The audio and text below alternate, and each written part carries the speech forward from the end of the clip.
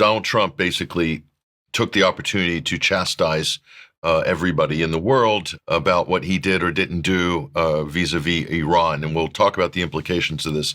Listen to this. And the New York Times, they put out a story that, well, maybe they were hit, but it wasn't bad. Well, it was so bad that they ended the war. It ended the war. If you look at Hiroshima, if you look at Nagasaki, that ended a war too. This ended a war in a different way, but it was so devastating. I call it the failing New York Times because it's doing terribly. Without me, it would be doing no business at all. Fake news, CNN and MSDNC, all of these terrible people, they have no credibility. When I started, they were at 94% credibility, the media. Now it's at 16%.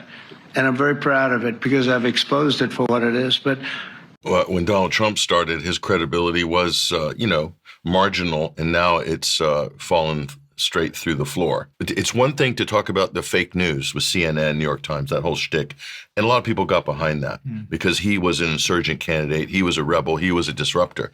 He has just launched an illegal, undeclared war of aggression on fake WMD supposed evidence. So the whole fake news shtick doesn't actually work.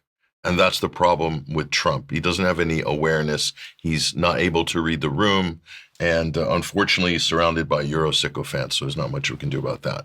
Yeah, I mean, what fascinated me about that comment with respect to Hiroshima and Nagasaki was that it echoes what Hamish de Bretton Gordon was saying. He was basically saying, well, Trump dropped these bunker buster bombs, and it was there as a signal to Putin that Putin should be very scared. If we look at Hiroshima and Nagasaki, the war was over. There was no need to do that. That was a signal, again, to Russia at that time about what the U.S. capability was. And so I'm fascinated that Trump is basically echoing what is effectively the British deep state mouthpiece in the language that he's using as well. Yeah, and just completely over the top. And the megalomania is he's comparing what he did to Hiroshima and Nagasaki as if it's even remotely on the same scale, but they're just constantly pumping themselves up. Oh, our pilots did this, our pilots did that, and so forth. It's sad, quite frankly, and it's not impressive at all. In fact, it makes Trump look weak